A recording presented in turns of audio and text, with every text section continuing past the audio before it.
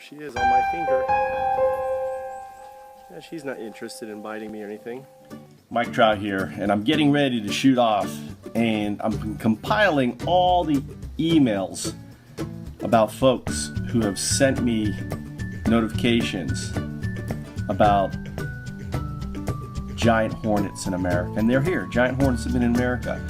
They're actually known as European hornets. So I call them giant European hornets. They're huge. They're practically the same size as the hornets, and they've been here actually since 1850s, when apparently they came over from a boat from Europe, probably from England or something, as a nest, and they spread from that one nest, and they've been spreading in America. The fact is, America is so big, and there's a lot of basically countryside for them to move in, that they haven't really impacted humans yet, but that's changing.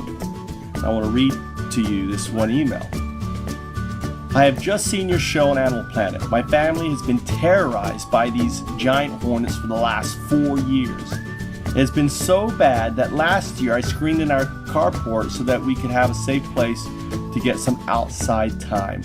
Folks being terrorized by giant hornets here, and this is actually in South Carolina, in Liberty, South Carolina.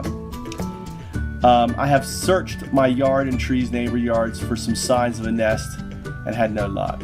Well, the thing is, they live underneath the house or they live inside a tree. They're really hard to find. Now, I have techniques, basically setting up feeders and then seeing which way they're flying, and then basically tracking and moving that feeder towards the nest. That's pretty much the only way you can find them, because they can fly up to a couple miles away. But the fact that they're so close to his house means they're terrorized. So I'm going to give him a call and see if I can reach Melvin. Oh man, okay. My wife and daughter at the time said, my wife and daughter and Jim wanted to do our order and they got it to the carport somehow. And I had it ended up in a little friend with Jim. I'll tell you, regular horse spray just beats them off, man. Yeah, it doesn't, yeah, they're. We figure out that we make a whole week of kill the spray, man. That's a mixture of truck cleaners and the rest of the other stuff we should be mixed together to kill the crap out of them. Good. All right. Well, the other thing you could do.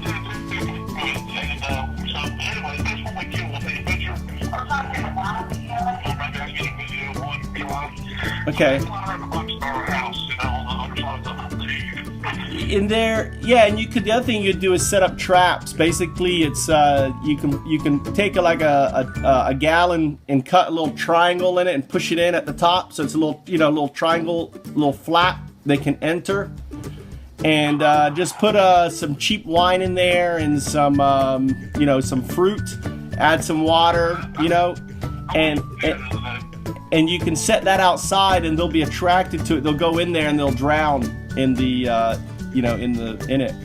But I'm very interested. I want to come up and see if I can find the nest and deal with these guys. That sounds good, man. I think the neighbors down the end of our street, they're 150 yards, 200 yards from us. They see them down there, and they maybe could also nest down there. Yeah, they could. Yeah, they could. It sounds like you got a nice little terror spot there, and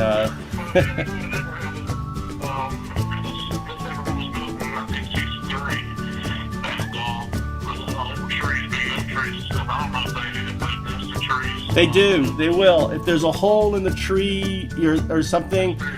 Yeah, they like, they'll go like probably under a house, in any place where it's kind of dark and it's cool. They'll they'll prefer to nest. But like in the holes, like if there's a hole in the tree or stuff like that, they also like to eat sap. So if you see a tree like that has sap on it and stuff, you may want to keep an eye on any tree that has it looks like it has sap on it.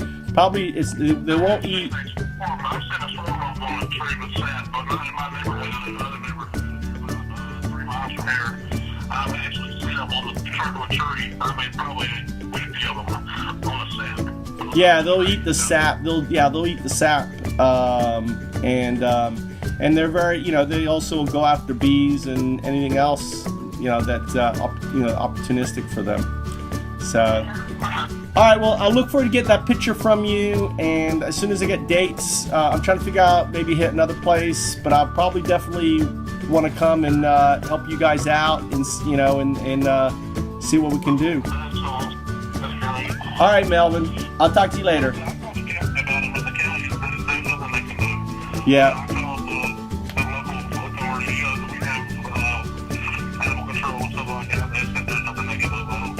Well, the thing is, Florida has $75,000 allocated for detection of the hornet. So, see, the thing is people don't understand that these things are now, because of climate change, it's getting warmer, longer. These things are spreading a lot more pervasive in the last 20 years than they've ever done before.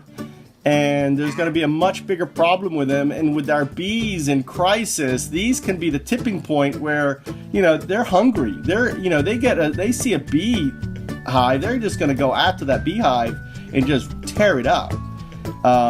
So our bees are in crisis right now. So it's just one more thing. And most people don't realize that these giants are here, that these, because America's so big and they haven't had the experience. So I think the show is important to show people that that these guys are here, and if they're not at your house yet, they're going to be at your house. It's just a matter of time.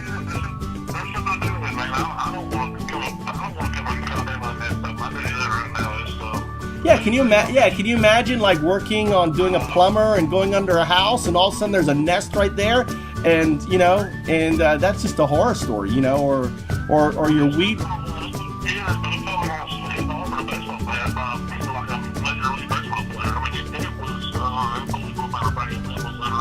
Yeah. Yep. All right, Melvin. I'll talk to you later. Okay?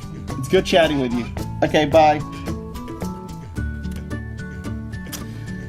So, he's got him, and his neighbor has him, and they've probably been spreading a lot in that neighborhood because each hive is going to put out 100, 200 new queens every year. And like he said, animal control and other people aren't interested in dealing with this. So it's kind of like this new threat that's just springing up in America.